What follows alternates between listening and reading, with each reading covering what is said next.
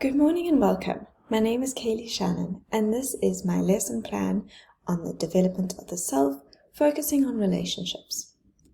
To quickly go over our lesson objectives, we look at the skills, knowledge, attitudes, and values. Our skills, we focus on things such as communication skills, listening skills, and emotional regulation. Our knowledge is to know the difference between inter- and intrapersonal skills, relationships, self-awareness, and self-regulation, among other things. We look at the attitudes.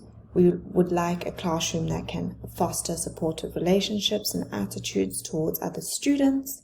We have a growth mindset, and we find value in these opportunities to improve with our learners.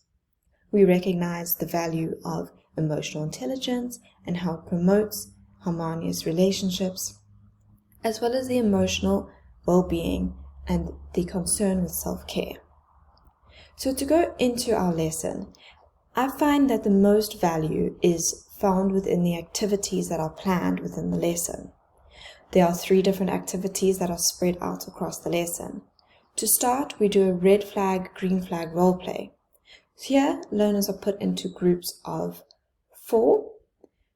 Each pair will be designated a good behavior, and the other pair is the opposite, bad behavior.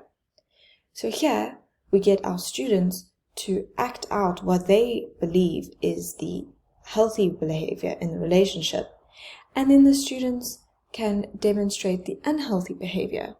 And this is very valuable, as we can get a ground idea of what the students believe to be good and bad behavior in relationships.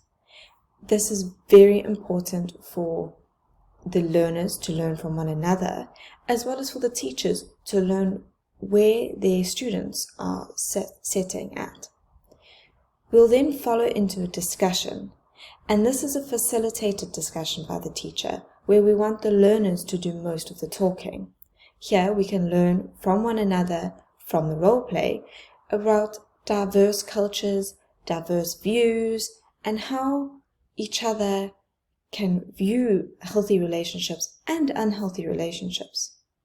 And finally, we'll have a reflection where we will view an image that was given to the class, and from there we can break down what we have learned in the lesson and really reflect on maybe new things that we didn't know were to be bad, or behaviors that we know to be good and want to improve on.